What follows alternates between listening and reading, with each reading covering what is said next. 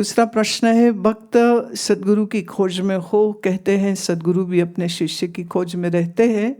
भक्त और सही सद्गुरु का मिलन कब हो, ये कैसे पता लगता है? देखिए, ये जो लाइन है ना, बड़ी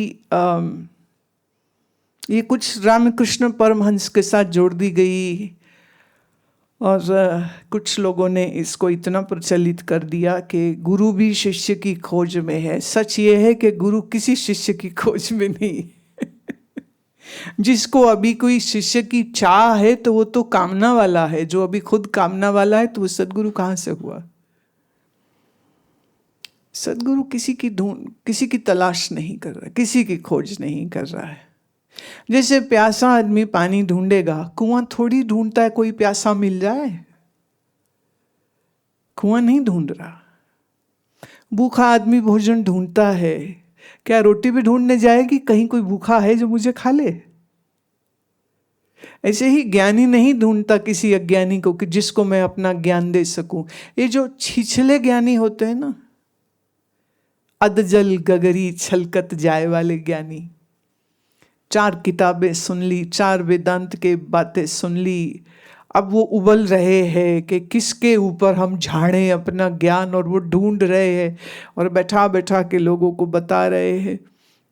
पूज्यपाद स्वामी अखंडानंद सरस्वती जी ये अक्सर कहा करते थे कि पूरे शहर में लाउड स्पीकर लगा के, पर्चा पोस्टर करके, लोगों को इकट्ठा करके और फिर उनको कहना तुम सब अज्ञानी हो, तुम्हें कोई ज्ञान नहीं है, हम तुम्हें ज्ञान देंगे। बोले इससे ज़्यादा अश्लील बात और कोई नहीं हो सकती। ये तरीका नहीं है ब्रह्म विद्या देने का। इसमें उल्टा है। उल्टा ये है कि जिसको अज्ञान का एहसास होता है वो गुरु की तलाश करता है। अब गुरु कौन है, कब मिलते हैं, ये तो इतना ही कह सकते हैं कि मनुष्य का पुण्य कर्म होगा तो ही कोई श्रोत्रिय ब्रह्मनिष्ठ मिलेगा, नहीं तो कान में फूंक मार के चेला बनाने वाले मिल जाएंगे। कोई संप्रदाय में बांध के तुमको कसमें दे के आज के बाद किसी के पास नहीं जाना, किसी और गुरु को देखना भी नहीं है, ऐसे बंधन में बांधने वाले सांप्रदायिक लोग मिल जाएंगे। या मरने के बाद तुम इष्ट के लोक में चले जाओगे, फिर तुम्हें बड़ा आनंद होगा वहां पर, ऐसा विश्वास कराने वाले लोग बहुत से मिल जाएंगे। तो कोई कृष्ण लोक पहुंचा रहा है, कोई राम जी के लोक, कोई शिव जी के लोक में पहुंचा रहा है। अभी भक्ति करो, मरने बाद पहुंचोगे वहां। अभी सिर्फ भक्ति करो, विश्वास रखो, वो ले जाएंगे तुमको। और वो विश्वास के सहारे जो अपने धर्म की यात्रा को कर रहे हैं, जो अधिकतर लोग करते हैं, उससे वेदांत ज्ञान का जो प्रसाद गुरु देगा वो बड़ा भिन्न होता है। वो ना तो विश्वास करने को कहेगा, ना तो मरने बाद किसी लोक में तुम जाओगे कुछ ऐसी बात कहेगा, ना इतना मंत्र, इतना लाख, इतना करोड़ करोगे तो भगवान खुश हो जाएंगे, फिर तुमको वो दर्शन देंगे।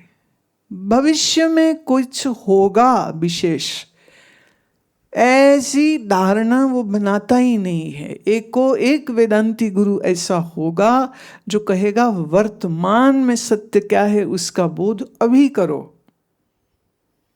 और ये जो चाह रख रहा है, उस चाह रखने वाले को पहले अपना आप जानना होगा। तो वो भी भविष्य में नहीं कि 10-20 सालों में, कि अगले जन्म में, कि मरने के बाद। तुम देखो ना, कितने सारे ऐसे धर्म संप्रदाय चलते हैं जो कहते हैं अभी नेक कर्म करो, फिर मरने के बाद कोई कह रहा है स्वर्ग मिल जाएगा, कोई कहेगा पैराडाइज मिल जाएगा, कोई कह रहा है जन्नत मिल जाएगी। ये विश्वास के संप्रदाय है। लेकिन उपनिषद विश्वास की बात नहीं करती है, वो हथेली पे सरसों जमाने की बात करती है। वो प्रत्यक्ष अनुभूति को प्रमाण बना देती है। और शास्त्र, ये जो वेदांत शास्त्र है, वो भगवद गीता हो, वो उपनिषद हो, वो आदि शंकराचार्य के प्रकरण ग्रंथ हो, ये वो हैं जो आपके लिए जिंदा जिंदा रहते रहते मोक्ष की अनुभूति देने को सक्षम होते हैं। अब ऐसा श्रोत्रिय ब्रह्मनिष्ठ गुरु कब मिले, कैसे मिले, कहाँ मिले, तो कुछ चीजें शायद रहस्य होती है, मिस्ट्री होती है। बस जब मिलेगा तो मिल ही जाएगा। मैं फिर कह दूं, गुरु तो बहुत किस्म के हैं, पर ज्ञानी गुरु आम गुरु नहीं होता, फर्क है। आप कुछ करके प्राप्त करेंगे, आप कुछ विश्वास रख के प्राप्त करेंगे, आप कभी भविष्य में कुछ विशेष पद भी प्राप्त कर लेंगे, ऐसी बात श्रोत्रिय ब्रह्मनिष्ठ गुरु नहीं कहता। इसलिए गुरु तत्व का बोध अगेन फिर से होगा तो शास्त्र के द्वारा ही। शास्त्र जानने वाले शास्त्री भी हैं, विद्वान भी हैं, और शास्त्र जानने वाला कोई अनुभवी संत भी है। अब वो ज्ञानी संत कब मिलेंगे? जब मिलेंगे तब मिलेंगे। कैसे पता चले ये ज्ञानी है या नहीं है? तो पहले ये तुम्ही को जांचना होगा ना, तुम खोजी हो भी कि नहीं, तुम शिष्य हो भी कि नहीं, तुम्हारे पास इतनी बुद्धि है भी या नहीं। और एक अंधा सूर्य को कैसे जानेगा? अंधे को हम विश्वास कराएं कि सूर्य है, काम होगा उसका? अंधे को हम काव्य पढ़ के सुनाएं सूर्य के बारे में, अंधे को हम धारणा करना सिखाएं कल्पना में कि अंधे की आंख का ऑपरेशन किया जाए, फिर कुछ कहने की जरूरत ही नहीं, वो अपनी आंख से ही देख लेगा कि सूर्य कैसा होता। तो वेदांती गुरु वो सर्जन होता है जो तुम्हारी बुद्धि की आंख का ऑपरेशन करता है। तो वहां विश्वास को कोई जगह नहीं है, धारणा को कोई जगह नहीं है, भविष्य में कोई फल खास मिल जाएंगे इसकी कोई जगह नहीं है। वो कहते अभी के अभी, यहीं के यहीं, और अगर यहीं नहीं हो रहा और अभी नहीं हो रहा है तो फिर जो भी तुमको कहा जा रहा है ईश्वर के बारे में वो सिर्फ एक धोखा है, एक मान्यता है, एक विश्वास है, उसमें सच्चाई कुछ नहीं है। संत नामदेव जी महाराष्ट्र के अद्भुत संत, वो कहते हैं अब मोए जीवित पदवी पाई, चीत आयो मन पुरख विदाता संतन की शरणाई। मैं जीते जी मुक्ति का अनुभव कर रहा, संत की शरण में गया और ये प्रसाद मुझे मिल गया, मरने बाद का नहीं। मोए मुक्त जो दी जो मुक्त न जाने कोयला। कोयला मतलब मराठी भाषा, कोई न जानेगा कि मोक्ष हुआ है। मुझे ऐसी मुक्ति की कोई आशा नहीं है, कामना नहीं है, तो मुक्ति वही है जो मुझको अभी जीते जी प्राप्त हो। इसलिए अब मोए जीवित पदवी पाई, चीत आयो मन पुरख विदाता संतन की शरणाई। मैं संत की शरण में गया और जो ज्ञान बोध मुझे प्राप्त हुआ उससे स्पष्ट हो गया, यथार्थ ज्ञान मिल गया, मेरे मन की तड़प चली गई, मेरे मन की बिरहा चली गई, मेरे मन का अज्ञान निवृत्त हो गया। तो बहुत प्यारे प्यारे ऐसे पद कबीर साहिब के आते हैं, दीदे फाटे हों फिरों संत न मिले कोई, कि मैं आंखें फाड़ फाड़ के ढूंढ रहा हूँ बनारस नगरी में और मुझे कोई संत नहीं मिल रहा। दीदे फाटे हों फिरों संत न मिले कोई, है कोई ऐसा जो राम स्नेही होए, है कोई ऐसा जो राम से इतना स्नेह करता है कि वो मुझे उस राम से परिचित करा दे। और ख्याल रहे काशी नगरी विद्वानों की है, आचार्यों की है, साधु संतों की है, और कबीर कह रहे मुझे कोई मिल नहीं रहा है। बड़ी खतरनाक बात है ये।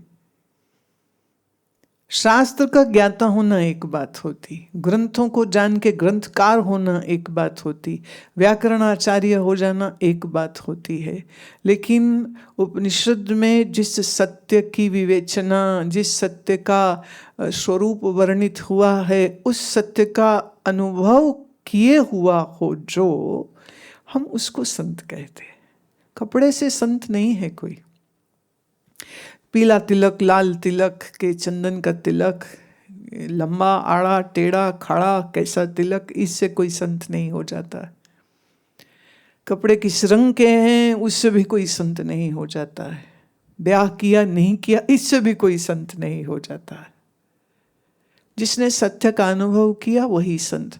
अब वो सत्यानुभव से कोई सींग तो निकलनी आने ना सिर में से, कि दूर से दिख जाए अच्छा ये सींग वाले जो आ रहे हैं ये है सत्य के प्राप्त करता संत। ऐसा भी नहीं।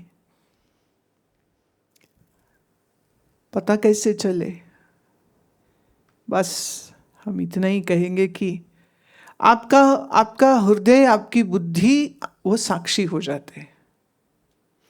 अब अगर बुद्धि तुम्हारी भ्रमित है और पाप कुछ ज्यादा है तो गुरु घंटालों को भी तुम ज्ञानी मान के बैठ जाओगे, जो तुमसे सिर्फ माल और पैसा और सम्मान लेना चाहते हैं। तो तुम उनको गद्दीदार, करोड़ों उनके शिष्य हैं इसलिए ये गुरु है, ये अखबार में इनकी फोटो छपते इसलिए ये गुरु है, नेता अभिनेता इनके पास आते इसलिए ये गुरु है। तो ये गुरु की परिभाषा नहीं होती। ज्ञानी गुरु की पहचान तो जब तुम्हारे चित्त से अज्ञान की निवृत्ति होगी तभी तुम्हें पता चलेगा। उसके पहले तो अंधा सूरज के बारे में सुन सकता है लेकिन जान नहीं सकता है। तो हमारा विवेक कहाँ जागृत होता है? हमारे विवेक के जागृत होने से चित्त में वैराग्य आता है या नहीं आता है? और वैराग्य आ गया तो चित्त में समता आ जाएगी, इंद्रियों का दम आ जाएगा, परिपूर्ण श्रद्धा आ जाएगी, तब तपस्या जीवन में आ जाएगी। तो ऐसे उत्तर ये जो इतना सुंदर सुंदर सात्विकी गुण जिसे गीता में भगवान दैवी गुण कहते हैं, ये दैवी गुण तुम्हारे अंदर जागृत होने लग जाए, तुम्हारी सोच बदल जाए, तुम्हारा संसार के प्रति अप्रोच बदल जाए, तुम तुम्हारे खुद के प्रति बहुत विवेक से अपने मन बुद्धि का विश्लेषण कर सको तुम। तो जब ये विवेक बढ़े, ज्ञान बढ़े, वैराग्य बढ़े, तो जानना फिर जहाँ हो वह एक बहुत कीमती स्थान हो गया, वो कीमती व्यक्ति हो गया। बाकी तो बाहरी कोई पहचान नहीं होती। हमने अपने जीवन में ग्रस्त संत देखे, हमने अपने जीवन में त्यागी संत देखे, हमने अपने जीवन में महात्मा ऐसे देखे जो गंगा किनारा छोड़ के कहीं जाते नहीं है, और फिर हमने ऐसे संत देखे जो अमेरिका में भी मैनहट्टन में रहते हैं, परियोगी है, ज्ञानी है। कभी विवाहित भी रहे, कभी आगे बच्चे भी है, आगे परिवार भी है, सब है। लेकिन जब हम मिले सब वो सन्यासी के वेश में है, और अमेरिका जैसे भोगवादी देश में है, और अमेरिका में भी सबसे ज़्यादा जिसको हम कहेंगे ऐश्वर्य की जो स्ट्रीट है, जो लेन है, उस लेन में वो रहते हैं। पर यूं वीतराग ज्ञानी योगी। तो बाहर से पहचान कोई यूनिवर्सली हम एक नहीं बना सकते, बिल्कुल भी नहीं बना सकते। और इस विषय में लोगों को संशय बहुत से होते हैं, तो वो संशयों का निवारण करने के लिए ही तो कई साल पहले हमने गुरु गीता के ऊपर बोला था। ये शिव और पार्वती का संवाद है जिसमें पार्वती पूछती हैं कि गुरु कौन होता है, गुरु कैसा होता है, गुरु के लक्षण क्या होते हैं, शिष्य कौन होता है, शिष्य के लक्षण। पहला प्रश्न ही यही है, पहला प्रश्न खुद पार्वती उठाती है। और शंकर जी उसका उत्तर देते हैं। स्कंद पुराण का यह हिस्सा है गुरु गीता। बहुत बहुत बार ये पूछा जाता था प्रश्न, गुरु का लक्षण, गुरु कैसा, गुरु की परिभाषा। हर बार मैंने और हम ऊब गए हम एक ही जवाब दे दे के, तो अब हम थोड़ा इसको क्लासिकल जवाब देते हैं। तो एक बड़ा भारी ग्रंथ जो है उसके ऊपर ये चर्चा करी, ताकि शिष्य क्या है ये मालूम हो, गुरु क्या है ये मालूम हो, और फिर समझ होगी, जानकारी होगी, तभी तो आप विवेक पूर्वक कुछ निर्णय ले पाएंगे। अभी ना समझ हो तो बोले वो अपने मुंह से शिवलिंग निकाल लेते हैं, मतलब थूक से लबा हुआ शिवलिंग निकाला, इसमें वो कैसे महान हो गए? कैसे? और फिर कई जादूगरों ने कहा अरे ये तो हम भी कर देंगे, ये हमको भी आता है, हम भी कर देंगे। बोले उनके वरदान से बीमारी ठीक हो जाती है, उनके वरदान से बच्चे हो जाते हैं। तो ये लक्षण संत के कैसे हो गए? कैसे? इसमें संतत्व क्या है, इसमें सत्य क्या है? लेकिन फिर धर्म के मार्ग में ना विश्वास और धारणाएं और मान्यताएं ज्यादा चलती, जबकि यथार्थ ये है कि वास्तविक वैदिक धर्म में बुद्धि चलती है, लॉजिक चलता है, रीजनिंग चलती है, और इतना जबरदस्त रीजनिंग है कि कोई आदमी धोखा खा ही नहीं सकता है। इसलिए वेदांत दर्शन से उत्तम मैं नहीं समझती हूं कि कोई भी दर्शन हो सकता है, और इस वेदांत दर्शन के द्वारा हर चीज को बड़ी गहराई से और बड़ी सुंदरता से और बड़े पैने तरीके से समझा जाता है, और आपके चित्त को संशय और विपर्य से, विपर्य मतलब विपरीत भावनाओं से वो मुक्ति दे देता है। तो गुरु गीता में ये श्लोक आता है, विद्यते हृदय ग्रंथि छिद्यन्ते सर्व संशया क्षीयन्ते चास्य कर्माणि तस्मिन् दृष्टे परावरे। मैंने ये लक्षण दिया कि जिसके सानिध्य में बैठ करके विद्यते हृदय ग्रंथि, सत असत की जो ग्रंथि पड़ी है जो तोड़ देता है, भेद देता है। छिद्यन्ते सर्व संशया, जो मन के तुम्हारे सारे संशयों का छेदन कर देते, माने खत्म कर देते, मार देते। और तुम्हारी दृष्टि अवर, एक तो है जो प्रत्यक्ष देख सकते हो, लेकिन एक जो अवर, जो परे है, उस परे के लिए तुम्हारी दृष्टि को वो खोल देता। तस्मिन् दृष्टे परावरे, तुम्हारी ऐसी दृष्टि बना देते हैं कि जो संभव नहीं है, वो संभव नहीं है जब तक वो ज्ञानी सदगुरु नहीं होगा, ये घटना घटेगी नहीं। तो एक कितना खूबसूरत एक लक्षण दे दिया कि जिसके पास बैठने से विद्यते हृदय ग्रंथि छिद्यन्ते सर्व संशया क्षीयन्ते चास्य कर्माणि, तुम्हारे सारे कर्मों का क्षय माने नाश कर हो जावे जिससे। तस्मिन् दृष्टे परावरे, और ऐसी तुमको दृष्टि प्राप्त हो जाती है जहां दिखने वाला देह मैं नहीं हूं, जो ना दिखने वाला मन मैं नहीं हूं, जो ना दिखने वाला चित्त और बुद्धि मैं नहीं हूं, और अपना आप इतना स्पष्ट हो जाता है। तो ये है गुरु, गुरु ये काम करता है, गुरु ये कर सकता है। तो गुरु का तो लक्षण हमने दे दिया। अब शिष्य क्या है, शिष्य कौन है, शिष्य की परिभाषा क्या है, जब इस चीज को स्पष्टता से जानता है तो पता चलेगा ना कि अभी आप शिष्य कहलाने योग्य हो भी या नहीं, हो भी या नहीं। मान के बैठ गए कि हम हैं, मान के बैठ गए हम खोजी हैं, हो भी या नहीं।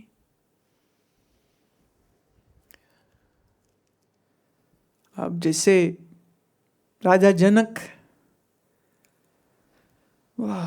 जब अष्टावक्र के पास जाते हैं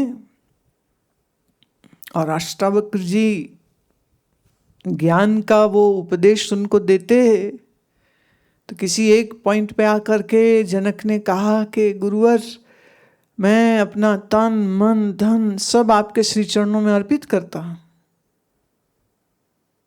और फिर सायंकाल हुआ, ऋषि मौन हुए, उस दिन का सत्संग पूर्ण हुआ और जनक उठते हैं, चल के अपने घोड़े तक पहुंचते हैं। घोड़े की रकाब में अपना भी बायां पैर डाला ही था कि पीछे से ऋषि अष्टावक्र बोलते हैं, कहाँ जा रहे हो, कैसे जा रहे हो? तुमने अपना तन मन धन मुझको दे दिया था राजन, पर इतना बड़ा झूठ। जब मन मुझे दे चुके हो तो तेरे मन में एक विचार उठा भी कैसे? ये तो मन मेरा हो गया।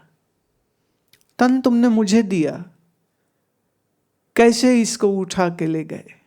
और जा कहाँ रहे थे? जिस महल की ओर, वो महल तुम मुझको अर्पित कर चुके हो। न मन तुम्हारा, न धन तुम्हारा, न तन तुम्हारा। और जनक ये बात सुनकर के मूर्तिवत वहीं के वहीं खड़े रह गए। जब तन मेरा नहीं तो मैं इसको हिलाऊंगा भी कैसे? जब मन मेरा नहीं तो इसमें विचार कैसे? ये वचन सुनने के बाद जनक तो वहीं के वहीं मूर्तिवत खड़े हो गए। और ऋषि ने कहा कि वापिस लौट के आओ। आए आदेश होने पर वो वापिस आए। ऋषि कहते बैठ जाओ, वो बैठ जाते हैं। और फिर मन इतना उनका ठहरा, खुली आंख समाधि हुई। और एक ही क्षण में जैसे बिजली कौंध जाए और सारा अंधेरा चला जाता है, एक ही क्षण में उनके अंतःकरण का सारा अज्ञान निवृत्त हो गया। और अष्टावक्र गीता में अगला श्लोक जो जनक बोलते हैं तो कहते, आहा मैं ही अनंत अनादि स्वरूप, मैं कभी अज्ञानी था, ये भी मेरी भूल ही थी। मैं ही हूं मुक्त स्वरूप, और अब जाना न बंधन है न मोक्ष है कुछ भी। बड़ी अद्भुत है अष्टावक्र की। और उन्होंने ये शर्त भी रखी थी कि घोड़े की रकाब में पैर रखते क्षण में मेरे को ज्ञान जो कराए वो ही मेरा सदगुरु होगा। और ऋषि ने उसको सत्य कर दिया। अब ये डायलॉग तो सोचो ना, तुम्हारे सहित सब लोग बोलते ही रहते हैं, गुरुजी सब कुछ आपका ही है। फिर लौट भी जाते हैं। पर चूंकि तुम जनक नहीं हो और जनक जैसी आग तुम में नहीं है, इसलिए हम भी जाने देते, जाओ।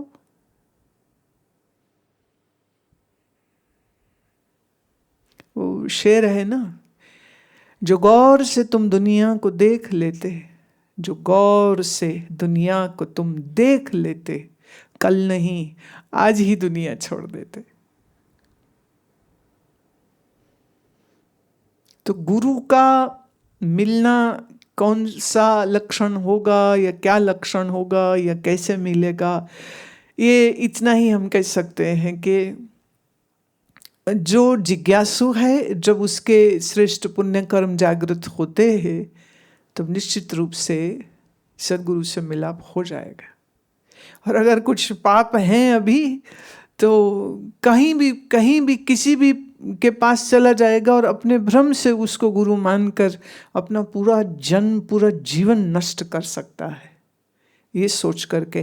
क्योंकि इसी गुरु गीता में शिव कहते हैं पार्वती से कि पाप कर्म होंगे तो धूर्त गुरु मिलेगा, और उस धूर्त गुरु के साथ रह करके वो अपने जीवन को नष्ट कर देगा, अपनी पुण्य राशि भी नष्ट कर देगा। इसलिए यदा कदा किसी को भी गुरु कह देना और गुरु बना लेना अपनी आस्था या विश्वास या मान्यता के आधार पर, तो यह भी एक बहुत गिरावट होती है। तो दूसरे शब्दों में मैं ये कह सकती हूँ कि महादेव ये कहते हैं कि हर व्यक्ति के जीवन में इतना पुण्य कर्म होना चाहिए, इतना धर्म होना चाहिए, इतना श्रेष्ठ पुण्य कर्म होना चाहिए कि उन पुण्य कर्मों के प्रताप से वो किसी धूर्त को गुरु ना बना बैठेगा। फिर कभी हो ही नहीं सकता, संभव ही नहीं। इसलिए अपनी तलाश सच्ची होनी चाहिए, हम सच्चे होने चाहिए। हम अगर सच्चे हैं तो फिर जो होगा वो बहुत अच्छा ही होगा, जैसा भी होगा वो भी एक बहुत सुंदर घटनाक्रम होगा। और हर शिष्य के जीवन में ये सौंदर्य घटित निश्चित रूप से हो जाता है, क्योंकि इस ईश्वर की सृष्टि में ना अन्याय कहीं नहीं है, सिर्फ न्याय है। जिन्हें ये लगता है न्याय नहीं है वो बेचारे अभी खुद ही अपने अंधकार में भटक रहे हैं। मेरी दृष्टि से देखो, इस सृष्टि में अन्याय कहीं नहीं है। इसलिए जब हम सच्चे हैं, खोजी हैं, जिज्ञासु हैं, तो हमारी यात्रा निश्चित रूप से बहुत सुंदर ढंग से शुरू होगी, बहुत अच्छे से चलेगी और बहुत अच्छे से विद्यते हृदय ग्रंथि की अवस्था तक भी चली जाएगी। सो अपने अज्ञान और अपने अभिमान के घेरे में आकर के मनुष्य भूल करता है, लेकिन चित्त निर्मल रखे, ईश्वर उपासना चित्त में रहे, सत्कर्म हमेशा करता रहे, पाप कर्म से हमेशा सावधान रहे, तो ऐसे व्यक्ति के जीवन में फूल ही फूल खिलते हैं। ऐसा जीवन कभी पथभ्रष्ट हो नहीं सकता, संभव ही नहीं, बिल्कुल।